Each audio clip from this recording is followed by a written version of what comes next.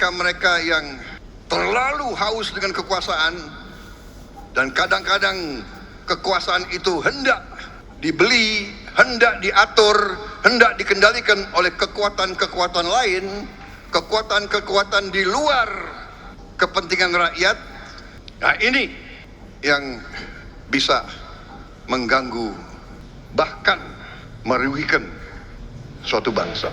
Sebelum perbincangan ini kita lanjutkan, jangan lupa subscribe, like, dan share kepada kawan-kawan kita yang lainnya.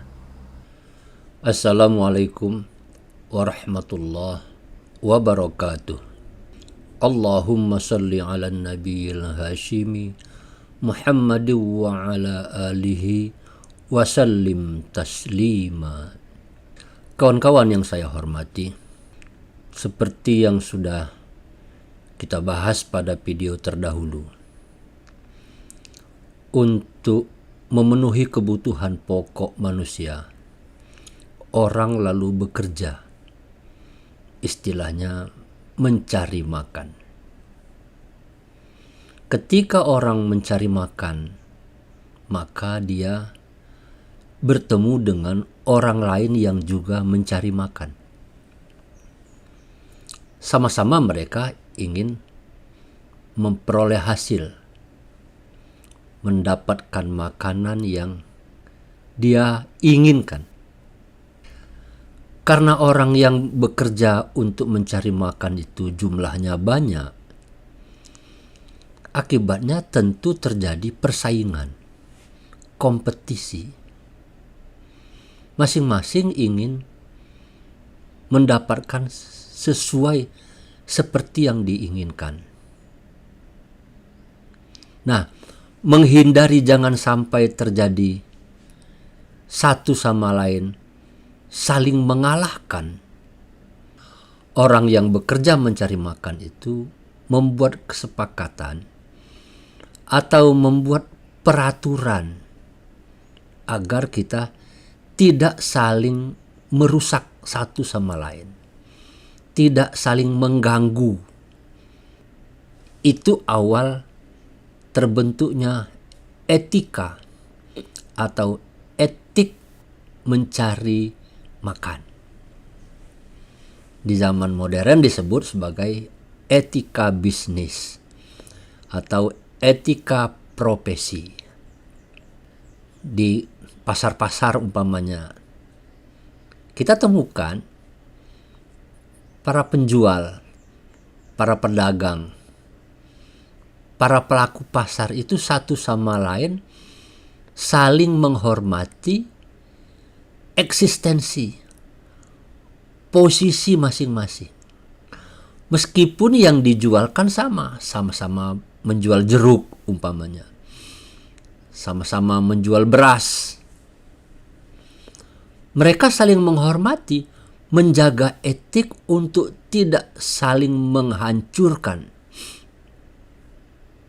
Bahkan berusaha untuk saling membantu agar mereka sama-sama memperoleh hasil yang memuaskan, sesuai seperti yang dibutuhkan oleh kehidupan para pedagang. Atau perhatikan di warung di dekat rumah kita masing-masing. Warung yang satu dengan warung yang lain itu, meskipun terjadi persaingan, tetapi mereka menjaga etika untuk tidak menghancurkan satu sama lain.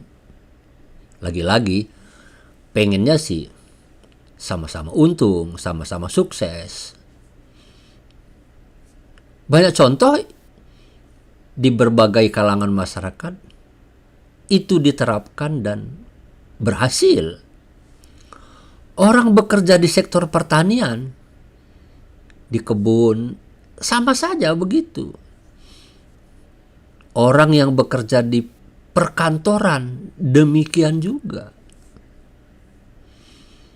Jadi prinsipnya, masing-masing orang bekerja dalam rangka memenuhi kebutuhan pokoknya, mencari makan. bersepakat untuk saling menghormati satu dengan yang lain. Kalau bisa bahkan saling membantu kesuksesan satu dengan yang lainnya.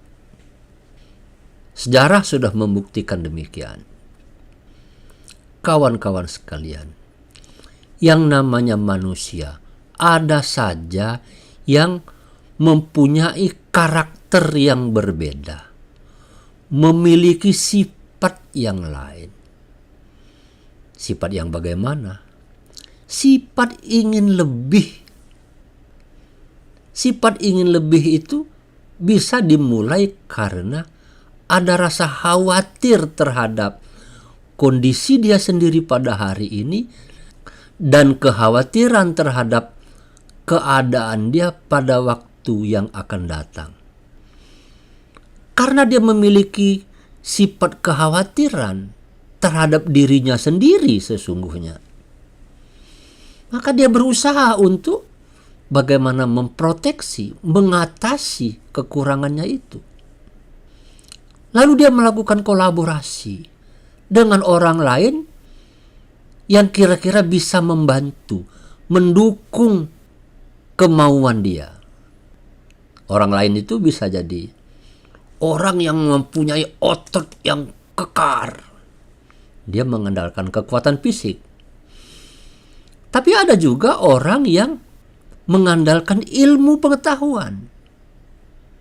Selain, tentu saja ada lagi orang yang mempunyai kekuatan karena dia sudah memiliki stok simpanan makanan yang lebih banyak.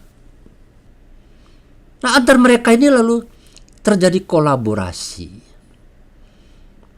Kolaborasi itu maksudnya adalah kerjasama untuk mencapai kesuksesan atau tujuan yang ingin dia capai.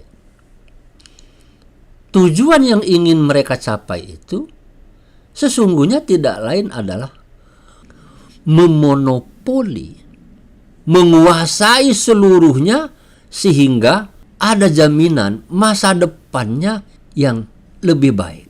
Karena dia memonopoli, dia menguasai semuanya. Itulah kawan-kawan sekalian, kira-kira awal terjadinya politik kekuasaan.